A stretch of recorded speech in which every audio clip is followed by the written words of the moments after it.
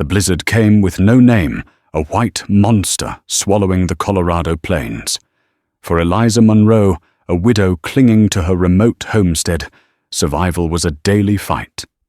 But on the third day of the storm, a day the locals called the White Death, she heard a sound the wind couldn't make a child crying. What she found half buried in a snowdrift wasn't just a lost little girl. It was an Apache chief's daughter. And rescuing her wasn't the end of the danger, it was the beginning of a war. The girl was a secret, and the storm was the only thing keeping them alive. The wind didn't just howl, it screamed. It was a living entity, a predator of ice and fury clawing at the little sod homestead. Eliza Monroe, huddled by her pot-bellied stove, called it the White Devil. It had been screaming for 3 days, burying the high plains of Colorado under a shroud so thick and absolute it felt like the world had ended, and she was the only one left to witness it. Her home the last chance claim was a cruel joke her late husband Walter had insisted upon. It was 5 miles from the nearest track and 20 miles from the dubious civilization of Redemption Creek. It was just her, a small, sturdy barn, a cow and 3 chickens that had likely frozen to death in their coop by now. Eliza was a woman carved from the same hard granite as the mountains that loomed to the west. She was not delicate. Her hands were scarred from lye, soap-barbed wire, and the kick of her Winchester .73. She was a widow at 28. Walter had been gone for 10 months, killed, they said, in a misunderstanding with a Ute hunting party. Eliza, however, suspected the misunderstanding had more to do with the year-round spring on her land, the only one in this valley that Bartholomew Grysom, owner of the sprawling Bar T Ranch, coveted. She stoked the fire, feeding it another precious piece of cottonwood. The cabin groaned. Outside, the temperature had plummeted to territory where a man's spit would crackle and freeze before it hit the ground. This was survival stark and simple. You stayed inside, you kept the fire lit, you counted your biscuits, and waited for the White Devil to pass.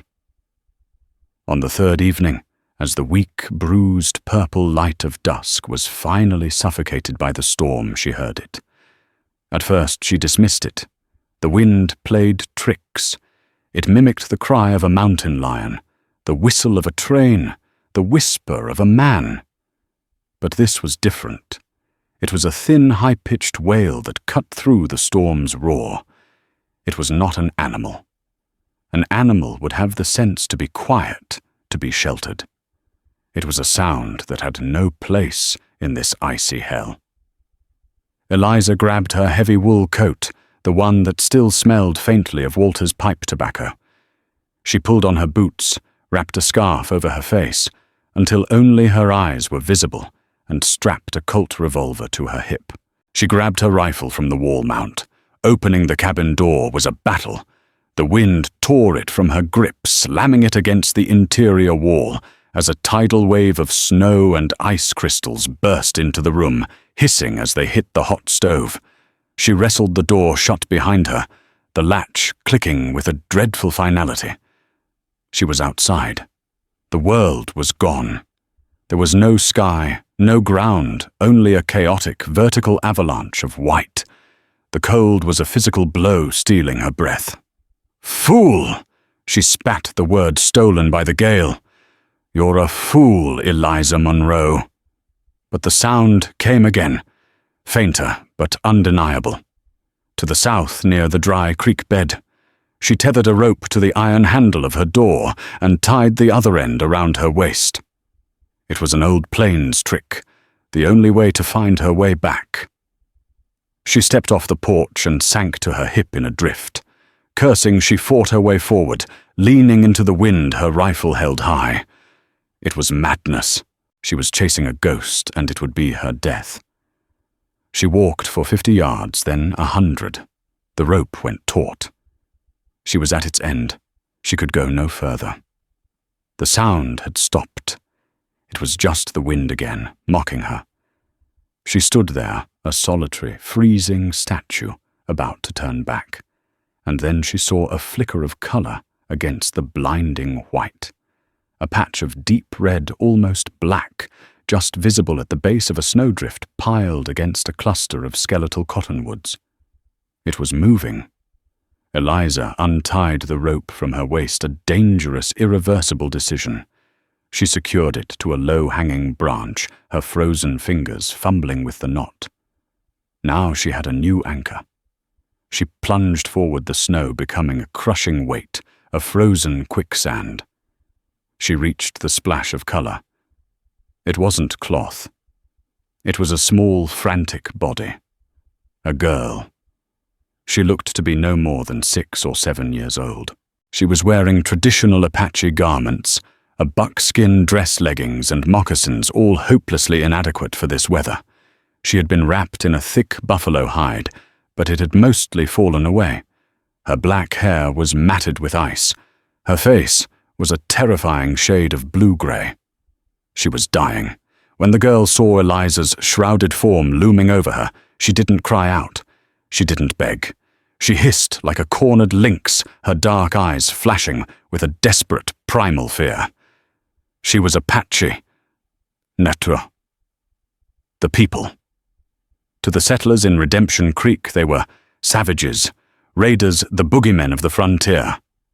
Eliza felt a cold dread that had nothing to do with the temperature.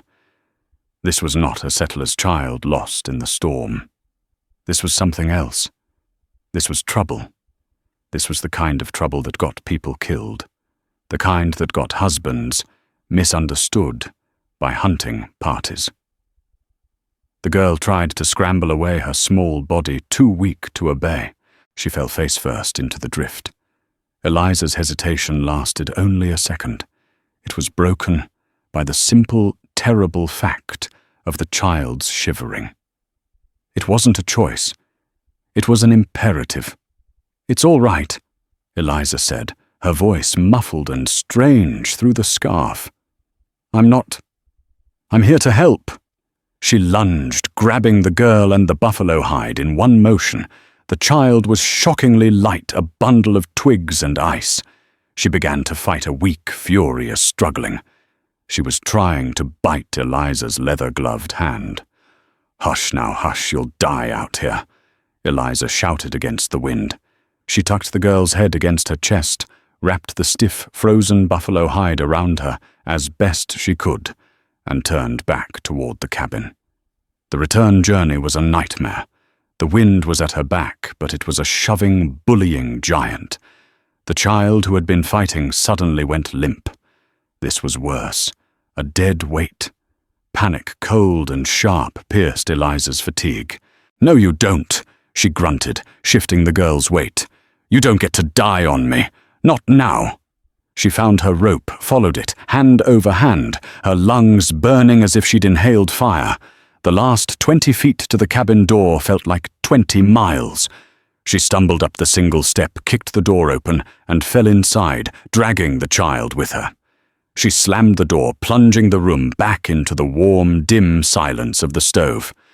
For a moment, she just lay on the floor, gasping, the snow melting around her, the girl a still cold lump in her arms. Slowly, Eliza pushed herself up. She carried the child to the hearth, laying her on the bare skin rug Walter had traded for. The girl's eyes were closed. Her breathing was shallow, a tiny rattling puff of air. Eliza worked with frantic efficiency. She cut the frozen moccasins from the girl's feet. They were blocks of ice. Her feet beneath were a waxy, dead white. She stripped off the frozen buckskin, her own fingers numb and clumsy.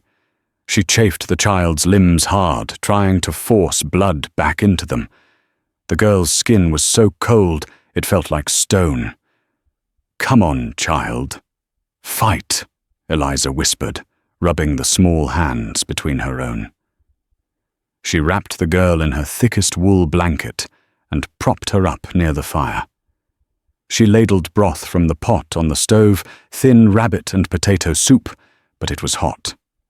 She lifted the girl's head and pressed the spoon to her cracked blue lips. The girl didn't respond. Eliza's gaze fell on the small pile of discarded frozen clothes. Around the girl's neck, resting on her chest, had been an amulet. It was a simple leather thong, but the beads were intricate, vibrant blue, unlike the trade beads Eliza had seen at Pendleton's store. At its center was a small carved piece of bone shaped like a hawk's talon. Eliza knew enough from frontier whispers. This wasn't the jewelry of a common band. This was significant. "Who are you?" she murmured. She tried the broth again, forcing a few drops past the girl's lips. The child gagged, coughed, and then miraculously her eyes fluttered open. They weren't the eyes of a child. They were old, deep, and filled with a terror so profound it made Eliza's heart ache. The girl stared at Eliza, at the strange log walls, at the fire. She began to tremble, a violent, bone-rattling shake that had nothing to do with the cold. Eliza put the spoon down. She unwrapped the blanket, and ignoring the child's sudden stiff resistance, pulled the girl against her own body. She sat on the rug, her back to the stove, and held the trembling child, rocking her, as she would have a lamb, or the child she and Walter never had. "Shh," Eliza crooned, stroking the damp, cold hair. "You're safe. The storm can't get you in here. You're safe." The girl spoke. Her voice was a dry rasp. A single word repeated over and over.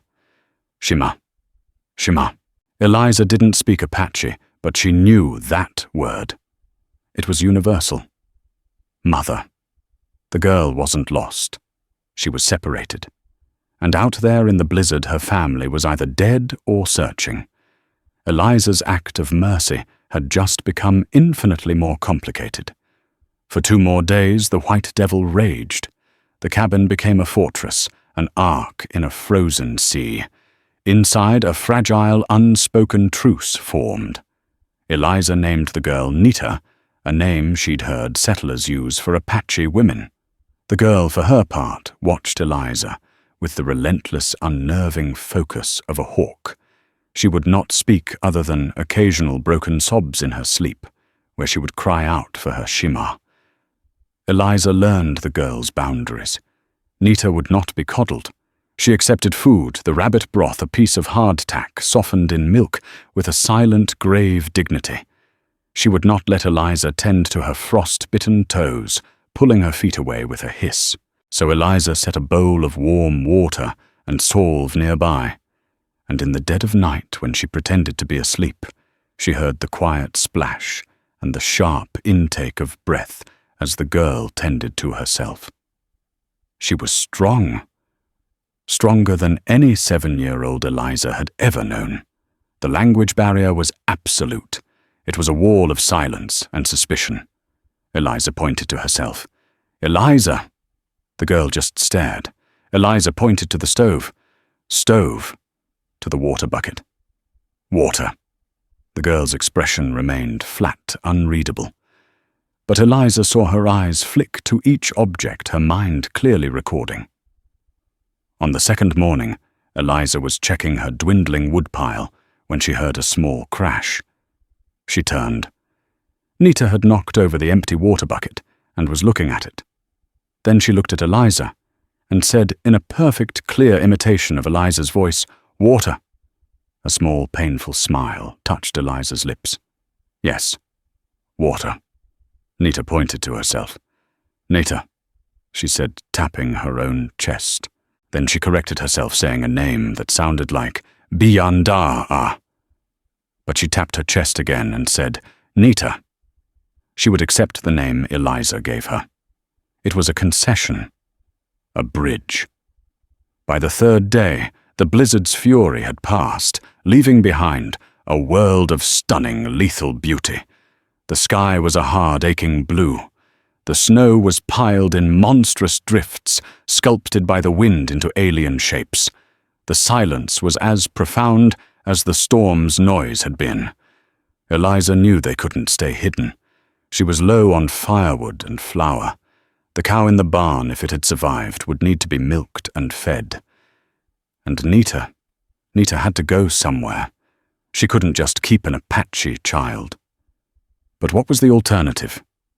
Take her to Redemption Creek. They'd hand her over to the soldiers at Fort Garland, who would see her as a bargaining chip, or worse, a prisoner. Or the townsfolk, whipped into a frenzy by Mrs. Pruitt, and the Ladies' Decency League might take matters into their own hands. Eliza checked her revolver, loaded her Winchester, and bundled Nita in one of Walter's old coats, the sleeves rolled up a dozen times. "We have to check the barn, Nita. Stay close." The journey to the barn, normally a 30-second walk, took 15 minutes of wallowing through waist-deep snow. The world was blinding. Eliza squinted at the horizon, at the familiar ridges and mesas now rendered unrecognizable. She saw no smoke, no sign of a camp. No one could have survived that storm in the open. Nita's family was likely dead. The thought settled in Eliza's stomach like a stone. The barn was cold, but intact. The cow, Bess, was alive, bellowing her displeasure, her trough empty. While Eliza forked hay and broke the ice in the water barrel, Nita stood by the door, her back to the wall watching. Eliza finished milking and turned holding the warm pail. Nita was gone. A raw panic seized her. "Nita!" She ran outside, her boots slipping. The snow was a pristine, unbroken blanket. No. There. A set of small, deep tracks, heading not toward the cabin, but toward the low ridge that marked the southern edge of her property. "Nita, no, it's not safe." Eliza plunged after her, the milk pail forgotten. She found the girl standing at the crest of the ridge, a tiny, dark figure against the vast white. She was looking south toward the high country, the traditional Apache territory. She was perfectly still. Eliza came up beside her, breathing hard. "What is it? What do you see?" Nita didn't seem to hear her. Her gaze was fixed. Eliza followed it. At first she saw nothing, just snow and sky. Then she saw it. On a distant mesa, perhaps 5 miles off, was a wisp of smoke. A campfire. Eliza's blood ran cold. Someone had survived. They were signaling. Nita raised a small mittened hand and pointed. Then she looked at Eliza, her eyes suddenly desperate. She pointed to the smoke, then to herself, then to the south. She wanted to go. "No," Eliza said, shaking her head. I can't let you go. It's too far. You'll freeze before you get a mile." Nita's face crumpled. The stoic mask she had worn for 3 days dissolved. She let out a wail of such profound grief and longing that it physically hurt Eliza to hear it. Eliza pulled the girl into her arms. "Hush, hush. I'll think of something." But as she held the sobbing child, her own eyes scanned the horizon, and she saw something else, much closer. To the east, it was another column of smoke, thicker and darker. It was coming from the direction of Redemption Creek, and it was moving.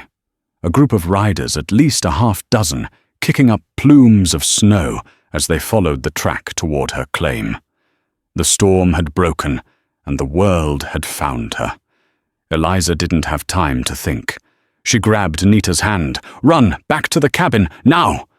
They stumbled and fell their way back, scrambling inside. Eliza slammed the door and dropped the heavy crossbar into place. Her heart was a drum against her ribs. "Get in the root cellar," she commanded, pointing to the trap door in the floor. "Don't make a sound. Do you understand?" No sound. Nita's eyes were wide with fear, but she obeyed, instantly disappearing into the dark, cold hole. Eliza threw the bearskin rug over the door, grabbed her Winchester, and took up a position by the cabin's single-shuttered window. The riders were slow in the deep snow. It gave her time. She watched them approach. It wasn't the army. The color of their coats was wrong. It was a posse. She recognized the lead rider. Marshal Leland Drum. Behind him was Bartholomew Grysom, unmistakable even at a distance, sitting tall on his fine black gelding. The others were Bar T Wranglers, Grysom's hired guns. They stopped 20 yards from her porch. "Mrs. Munro," Marshal Drum's voice was flat, carrying easily in the still cold air. "Mrs. Munro, open up. We're here on official town business." Eliza cracked the shutter. The cold air stung her face. "I'm here, Marshal. What business?" "We got a report," Drum called his breath pluming. "Report of activity. Up here during the storm." "The only activity was me, Marshal, trying not to freeze to death," Eliza called back. Grysom spurred his horse forward, stopping beside the Marshal. He was a handsome man, in a cruel way, with a thick moustache and eyes as grey and cold as a winter sky. He smiled, but it didn't reach his eyes. "Eliza, now don't be difficult," Grysom said, his voice like oiled leather. "We're just checking on your welfare. It was a terrible storm. A lone woman." "My welfare is my own concern, Mr. Grysom." "We heard you had a visitor," Grysom said, his smile tightening. Eliza's grip on her rifle tightened. "You heard wrong. Old Man Hemlock, down at the crossroads, he was checking his traps." Drum cut in, sounding weary. "He saw smoke from your chimney every day. Said on the third day, he rode as close as he dared. Saw 2 figures. One of them, small." Eliza's stomach twisted. Old Man Hemlock, a gossip and a drunk. "I was checking my barn," Eliza lied. "The wind was bad. Maybe I looked small from a distance." Grysom laughed, a short barking sound. "Don't play us for fools, Eliza. We know what you've got in there. We got a report from a freighter. A band of Kael'te's renegades was spotted near the pass right before the storm. They were moving their families. Must have lost one in the white. Kaelte." The name struck Eliza like a physical blow. Kaelte was no mere renegade. He was a Nantan, a war chief of the Chiricahua legendary, and feared. The army had been chasing him for 5 years. And Nita, the amulet, she was Kael'te's daughter. The stakes of her simple rescue had just become catastrophic. "You're harboring a hostile Eliza." Marshal Drum said, his voice hardening. "That's a territorial crime. It endangers the entire town. Now open the door and hand the child over to me. We'll see she gets to Fort Garland." "She's just a little girl, Leland," Eliza snapped, her voice breaking. "She was freezing to death. What was I supposed to do?" "You were supposed to leave her," Grysom said quietly. "It's the natural order of things. Now you've brought this plague on yourself. And on us. That band won't be happy she's gone. They'll come looking. And when they find her here with you, they won't stop at your property line." "So you're here to protect me?" Eliza scoffed. "We're here to take the problem off your hands," Grysom said. He unhooked the leather strap on his holster. "For the good of the community." "You mean for the good of the Bar T?" Eliza shot back. Marshal Drum held up a hand. "That's enough. Eliza, I am ordering you, in the name of the law in Redemption Creek, to open this door." Eliza looked from Drum's conflicted, weary face to Grysom's eager, predatory one. She knew what would happen. They wouldn't take Nita to any fort. Grysom's men would handle it. A child was a loose end. "No," Eliza said. "No." Drum sounded shocked. "No, she's a guest in my home. You are not." Grysom's face darkened. "You're making a fatal mistake, Mrs. Munro." "Last warning, Eliza," Drum yelled. "Don't make me bring the door down." Eliza cocked the Winchester. The click-clack of the lever action was deafeningly loud in the silence. "You step 1 foot on my porch, Marshal, and I'll put a 44-40 round through your boot. The next one goes higher. This is my claim. Walter filed it legal. Get off my land." The posse was silent. The wranglers looked at Grysom. Drum looked at the ground, then at Eliza's window. He knew she wasn't bluffing. He'd seen her shoot at the town fair 2 summers ago, back when Walter was alive. She'd beaten everyone, including Grysom's top hand. Finally, Drum sighed the sound a plume of white frustration. "You're a fool, Eliza. You're on your own. When they come for you, don't send for help. Redemption Creek has just washed its hands of the last chance claim." He turned his horse. "Let's go, boys." Grysom did not move. He stared at the cabin, his eyes burning with a cold fury. One of his men, a rough-looking wrangler named Hank, spoke. "Boss, we're gonna let her." "Not today." Grysom said, his voice dangerously soft. "She wants to play house with the savages, let her. The cold will soften her up, or Kylta's braves will." He wheeled his horse, spraying snow. "But that spring will belong to the Bar-T Eliza, one way or another." They rode away, a line of dark figures retreating against the white. Eliza sagged against the wall, her rifle suddenly weighing 100 pounds. She waited until they were completely out of sight, before she slid the rug back and lifted the trapdoor. Nita climbed out, her small face, pale but composed. She hadn't made a sound. She walked over to Eliza, and in a gesture that shattered Eliza's composure, the little girl reached up and patted her arm. Eliza looked down at the child, then out at the retreating riders, then south toward the wisp of smoke from the Apache camp. She was trapped, caught between 2 worlds and an enemy to both. The silence that followed the posse's departure was worse than the storm. It was a heavy, suffocating blanket of isolation. Redemption Creek had officially declared her an outcast. Grysom had declared her an obstacle. And somewhere to the south, a war chief was searching for his lost daughter. Eliza Munro was for the first time completely and terrifyingly alone, except for the small, silent child who now refused to leave her side.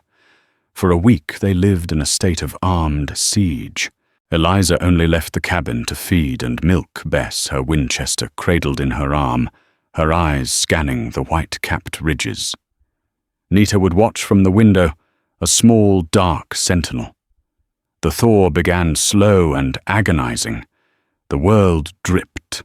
The snow became heavy and wet, revealing the grey, dead grass beneath. Travel was still treacherous, a mire of mud and slush. But it was possible. Eliza's supplies dwindled to scraps. Hardtack, the last of the salted beef, and watery coffee, made from reboiled Arbuckle's grounds. The cow was low on feed. They couldn't last another week. "I have to go to town, Nita," Eliza said one morning, the words tasting like ash. "We need flour. We need everything." Nita's eyes widened. She grabbed Eliza's sleeve, shaking her head violently. "I have to," Eliza insisted, gently prying the small fingers off. "You'll be safe. Bar the door behind me. Don't open it, for anyone. Not until you hear me sing Sweet Betsy from Pike." "You remember?" Eliza had hummed the tune while sweeping. Nita nodded, her expression grim. "Hide in the cellar if anyone comes. Do not make a sound." Eliza saddled her horse, a sturdy bay, named Patches, and loaded her rifle. The 20-mile ride to Redemption Creek was a cold, muddy slog. She felt the eyes of the empty plains on her back the entire way. When she rode down the town's main street, the few people out stopped and stared. Doors closed. Mrs. Pruitt, sweeping the boardwalk in front of the dress shop, pointedly turned her back. The town had made its decision. She tied Patches outside Pendleton's General Mercantile and walked in. The store, usually warm and smelling of cinnamon tobacco and bolts of new cloth, fell silent. Mr. Pendleton, a man who had known her since she'd arrived as a newlywed, stopped polishing the counter. He looked at her, then at the floor. "Mr. Pendleton," Eliza said, her voice steady. "I need flour, bacon, coffee, and a sack of feed." I don't know as I can serve you, Mrs. Monroe. Pendleton stammered, his face flushing. Is my money no good? I'm paying cash. It's not that. It's... Folks are spooked, Eliza. What you're doing, it's not right. You're endangering us all. I'm surviving, Mr. Pendleton, same as you. That's not what Mr. Grysom says. He says you're harboring a renegade. He says Kaelty's band is on the warpath, and it's your fault. Grysom wants my land, Eliza said, her voice rising. He's wanted it since Walter died. He's using this girl as an excuse to run me off. That may be, Pendleton said, wringing his hands, but he's also the man who pays most of the bills in this town. He's offered to buy up the debt on any store that refuses to trade with you. Eliza felt the blood drain from her face. Grysom wasn't just threatening her, he was strangling her. He was cutting her off from the world. So that's it, Eliza whispered. You're all just going to let me starve. Pendleton wouldn't meet her eyes. Eliza turned and walked out. She was shaking with a rage so cold it terrified her. She was halfway to her horse when a voice stopped her. Mrs. Monroe, a word. It was Bartholomew Grysom. He was leaning against a post outside the Silver Spur saloon, smoking a thin cigar. He looked relaxed, confident. I have nothing to say to you, Mr. Grysom. Oh, but I think you do, he said, pushing off the post and walking toward her. He was a big man, and he used his size to intimidate, blocking her path. Seems you're having trouble shopping. You poisoned them against me? I merely pointed out the risks of associating with you. The town is a delicate ecosystem, Eliza. You introduce a pest, you have to quarantine it. He took a puff of his cigar. But I am not an unreasonable man. I am, in fact, here with a solution. I'm not interested in your solutions. Hear me out. This situation is untenable. You can't feed yourself. You can't protect yourself. Those savages will come. Maybe not today, maybe not tomorrow. But they'll come, and they won't be polite. He stepped closer. She could smell the whiskey on his breath even this early. Or, he continued, my men might get restless. They feel very strongly about protecting this town. They might ride out to your claim thinking to solve the problem themselves. I can't be held responsible for what happens. A cabin fire, a stray bullet. It's a dangerous world. This was it. The threat laid bare. What do you want, Bart? His smile returned. Simple. I have papers drawn up at the assay office. You sign your claim over to me. The last chance, spring and all. In return, I'll give you $500 cash. More than it's worth, frankly. And I'll guarantee you safe passage on the next stage east. You can go back to St. Louis or wherever you came from. Be a lady again. And the girl, Eliza asked, her voice dangerously quiet. Grysom shrugged, flicking his cigar ash. The girl, she's the price of the ticket. You give her to me. My men will return her. Make sure she's not a problem anymore. You'll kill her. I'll solve the problem, Eliza. That's what men like me do. We solve problems. That spring on your land is the key to this whole valley. I'm not letting a widow and a savage brat stand in the way of progress. This is your last, best offer. Eliza looked at his smug, assured face. She thought of Nita, of her fierce independence, of the way she'd started to smile, a tiny, hesitant quirk of her lips. Eliza did not raise her voice. She spoke with a clarity that cut through the muddy street. I would sooner burn in hell, Mr. Grysom, than sell my soul to a snake like you. Grysom's smile vanished. His face went rigid. You've made your choice, then, he said. I have. Now get out of my way. She pushed past him, her shoulder knocking his. She heard him curse behind her, but he didn't stop her. She mounted Patches and rode out of Redemption Creek, her head held high, her stomach churning with the acid of hunger and fear. She rode home empty-handed, knowing she had just signed her own death warrant. When Eliza returned, the sight of the barred cabin door filled her with a new kind of dread. What if Gryom hadn't waited? What if his men were already there? She dismounted, her rifle ready, and sang the first line of the song, her voice cracking. "Oh, don't you remember Sweet Betsy from Pike?" The bar slid back. The door opened a crack. Nita's dark eye peered out. Eliza pushed inside, barring the door behind her. "He's coming," Eliza said, more to herself than to the child. "He's not going to wait." Nita watched her. She had seen Eliza return with empty saddlebags. She walked to the near-empty flour bin, looked inside, then looked at Eliza. She understood. Nita walked to the corner where her own frozen, tattered buckskins lay. Eliza had washed them and dried them by the fire. Nita picked them up. Then she pointed to the door. Eliza stared. You want to leave?" Nita nodded. She pointed to herself, then to the door, then to the southern ridge. She was offering to go. She knew she was the source of the trouble. She was trying to save Eliza. Eliza's throat tightened. This 7-year-old child who had lost everything was offering to walk out into that wilderness to face the miles of snow and the threat of Grysom's men to save the woman who had, by chance, saved her. "No," Eliza said, her voice thick. "No, we're not. I'm not letting him win. Not like that." A new resolve settled over her. Gryom wanted her land. The town had abandoned her. The Apache were a distant, unknown threat. She and Nita were an island. "He wants a war," Eliza whispered, checking the action on her Winchester. "We'll give him one." That night, the atmosphere in the cabin changed. It was no longer a refuge, it was a fortress. Eliza slept in her clothes, the rifle beside her. Nita, sensing the shift, slept not by the fire, but in the shadows near the root cellar, a small, sharp skinning knife from Eliza's kitchen clutched in her hand. 2 days passed.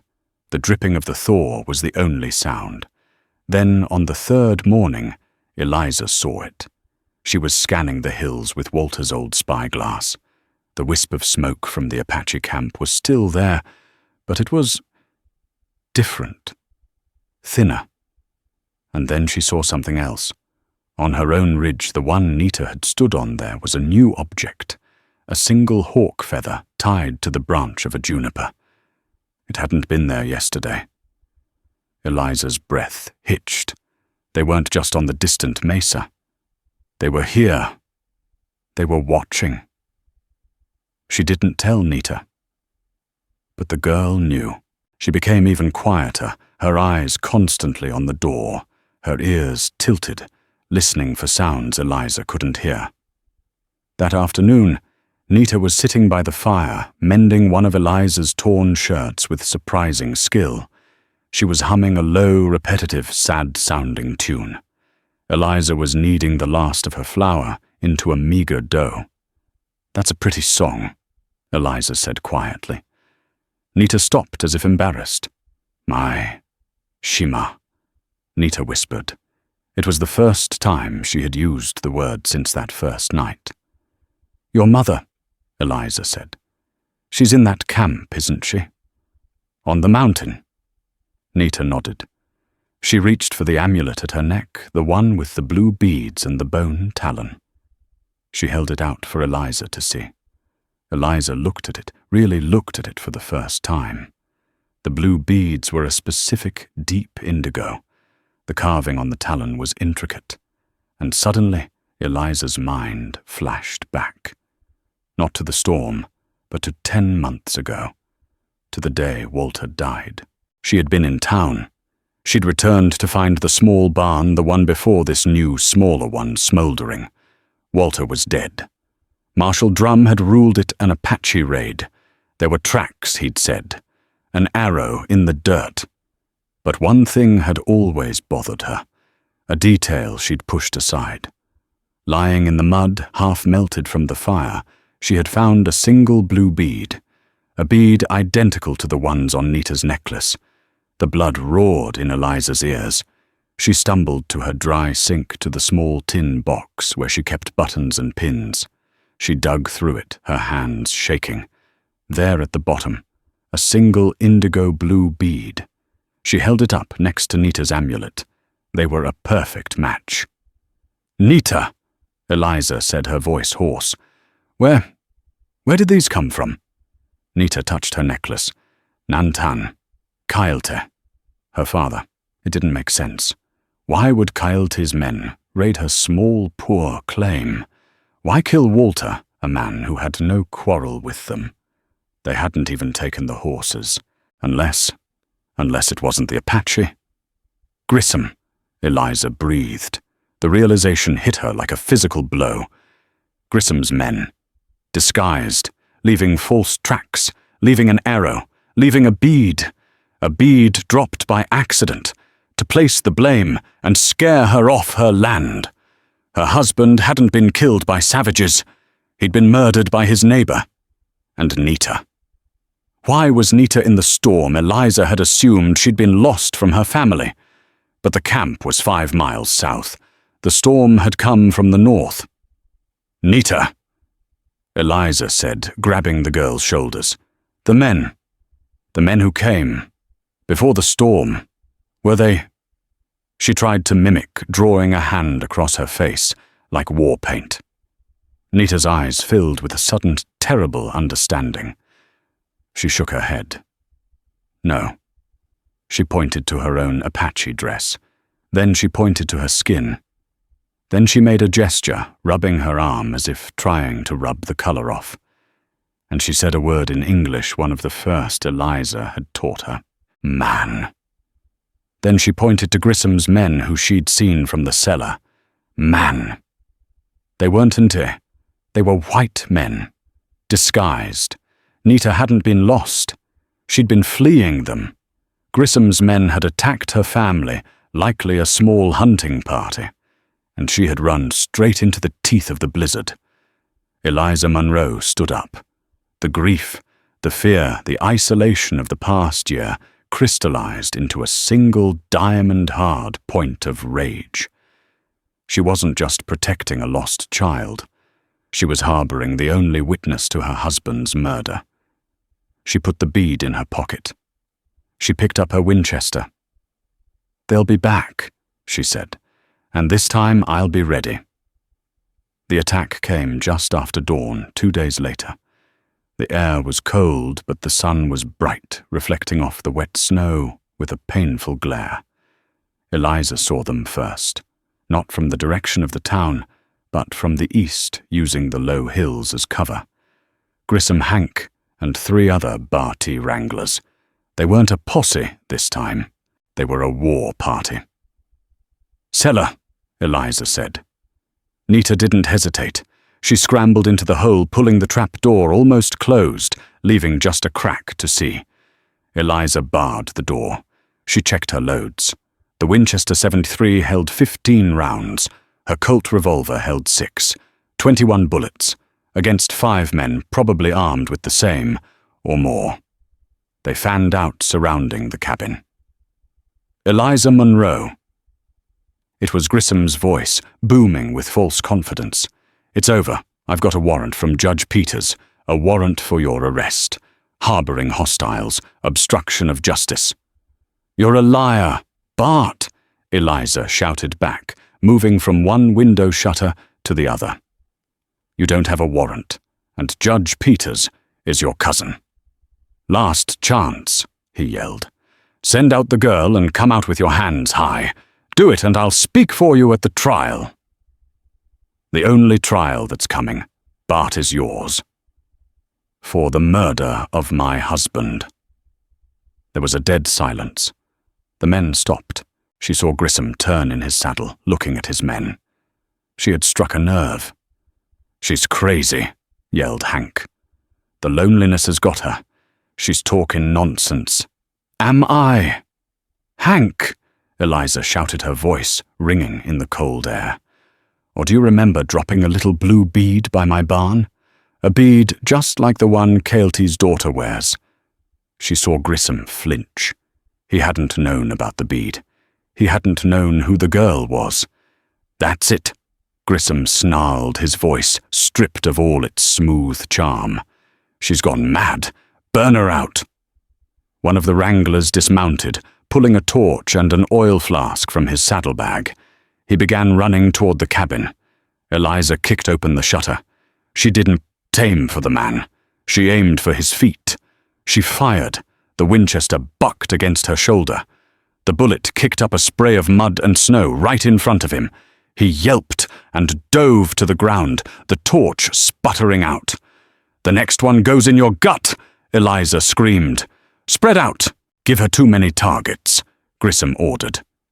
Gunfire exploded. Bullets thudded into the thick sod walls, which absorbed them like a sponge. A slug ripped through the wooden shutter, sending splinters flying past Eliza's face. She ducked, moving to the other window. She saw Hank trying to get to the barn to set it ablaze to smoke her out. She aimed carefully, leading him like a deer. She fired. The shot went wide, but it was close enough. He scrambled back behind a water trough. It was a stalemate. They couldn't hit her, and she couldn't hit all of them. But she had limited ammunition, and they had all day. "She's in the east window," one of them yelled. 2 rifles fired at once. The window frame disintegrated. Eliza threw herself to the floor, her ears ringing. "How's it feel, Eliza?" Grysom taunted. "How does it feel to be hunted?" She crawled to the center of the room, breathing hard. She was trapped. She had maybe 20 bullets left. They could wait her out, or one of them could get lucky. From the cellar she heard a sound, a low, keening wail. Nita. She wasn't crying. She was singing. The song she had hummed before, her mother's song. A high, clear, piercing sound that cut through the gunfire. "What in God's name is that?" Hank yelled, the shooting stopping for a moment. "It's the little savage," Grysom spat. "She's singing her death song." "Good. It saves us the trouble." He raised his rifle. All at once, "The door! Bust it down!" The men charged. Eliza got to her knees, leveling her rifle at the door, her hands slick with sweat. This was it. And then a new sound. It was not a gunshot. It was a single, terrifying war cry from the southern ridge. Every man, including Grysom, froze. They all turned as one. The ridge. The ridge that had been empty, save for a single feather. It was no longer empty. They were lined up, silhouetted against the bright morning sky. Not 6, not 10. Dozens. Maybe 100. Apache warriors mounted on wiry ponies. They were silent, unmoving statues of vengeance. They had been there the whole time, watching, waiting. At their center was a man who sat taller than the others. He wore a simple buckskin shirt, but there was no mistaking his authority. Caelty. Grysom's face, which had been red with rage, went the color of tallow. "It's a trap!" one of his men whispered, his horse dancing nervously. She called them. "Shut up," Grysom hissed. Nita's song from the cellar stopped. Eliza went to the door and lifted the heavy bar. She kicked it open. She stood in the doorway, her Winchester held loosely at her side. She looked at Grysom. Then she looked at the ridge. Nita scrambled out of the cellar, her eyes wide. She saw the warriors, and her face, which had been a mask of terror, lit up. She ran past Eliza, past Grysom's stunned men, and into the open snowy field. "Nita!" Eliza cried. The girl ran, stumbling and falling in the slush, screaming a single word. "Nantan, Nantan!"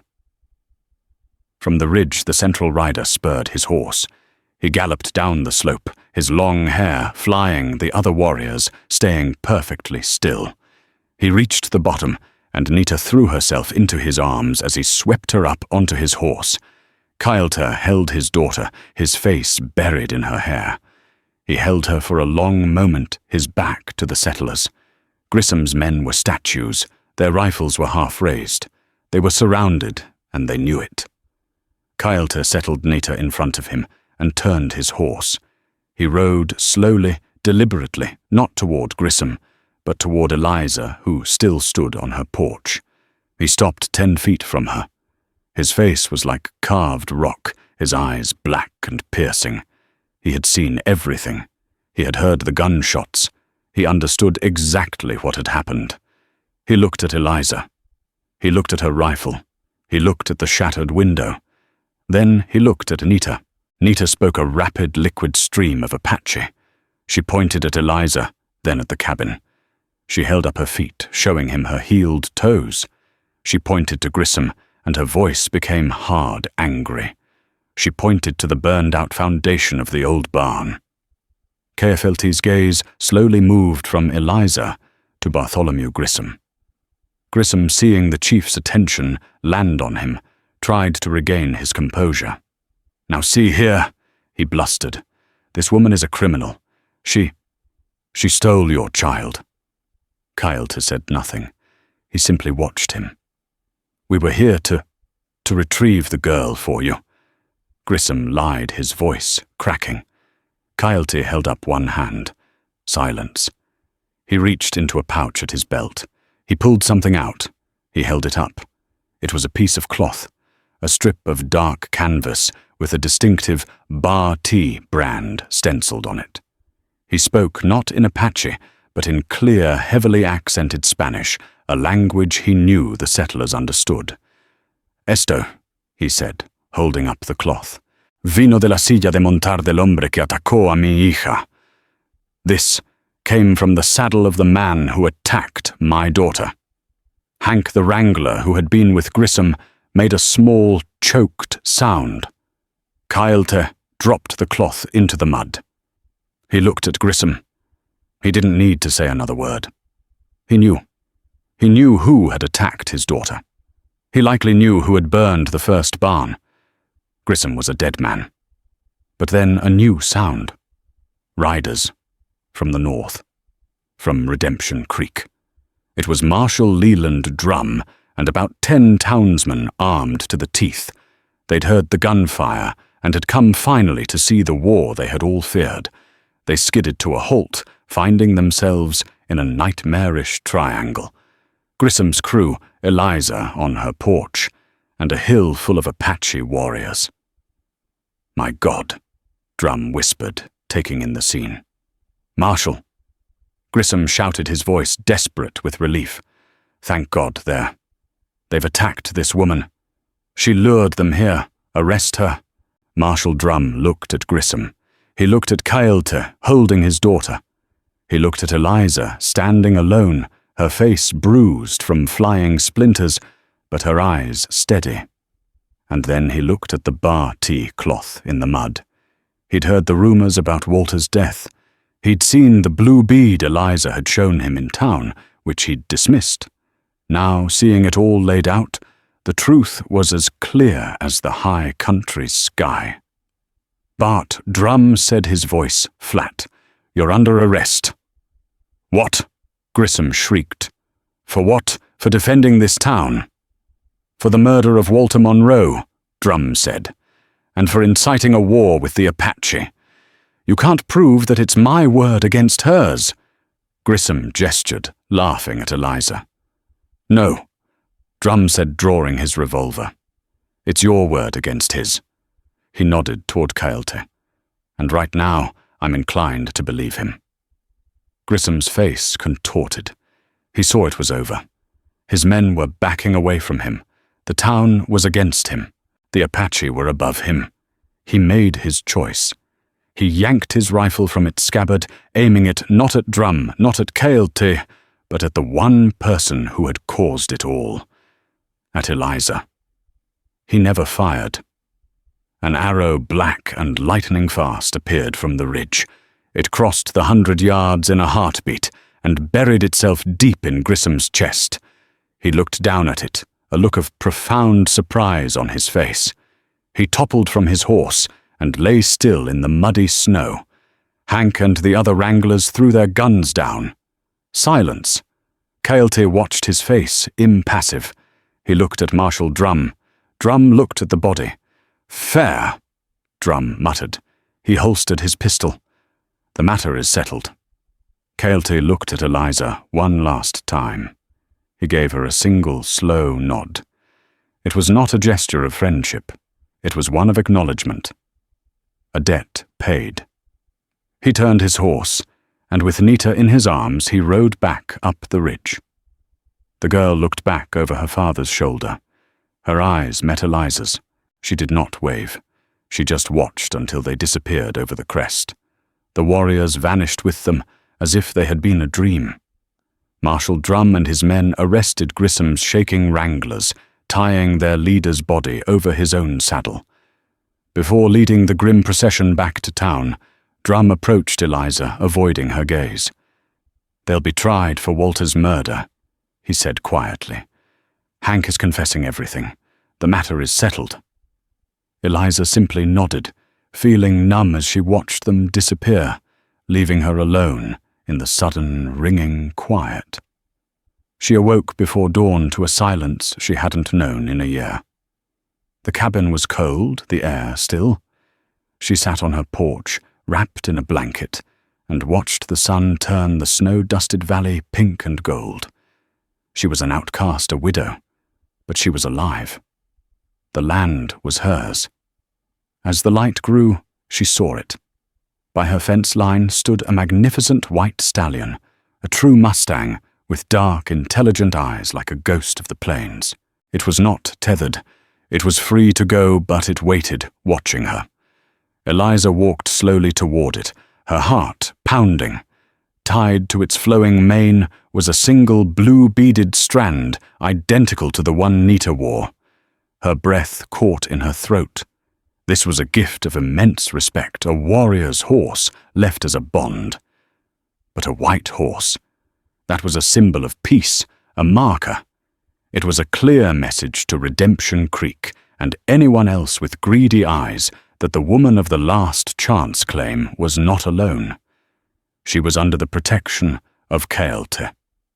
She reached the horse and gently touched its muzzle. Its breath was warm on her cold hand. Looking up at the now empty southern ridge, Eliza untied the beaded strand and secured it around her own wrist. She was no longer just Eliza Monroe, the hunted widow. She was the woman who saved the chief's daughter. With a heart aching with loss, but soaring with a strange, fierce pride, she took the horse's mane and led her new protector home. The story of Eliza Monroe and Nita didn't end that day. It was a new beginning. That white horse was a symbol, a message to the entire territory that courage is not the absence of fear, but the refusal to bow to it. Eliza's simple act of compassion, of seeing a child instead of an enemy, rewrote the rules of her world.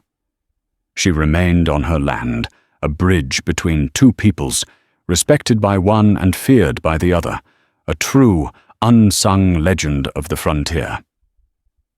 These are the stories we want to tell, the real histories full of grit, impossible choices, and profound consequences.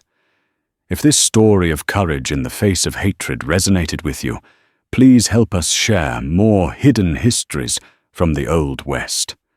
Hit that like button, share this video with someone who loves a powerful story, and most importantly, subscribe to our channel for more tales of the untamed frontier.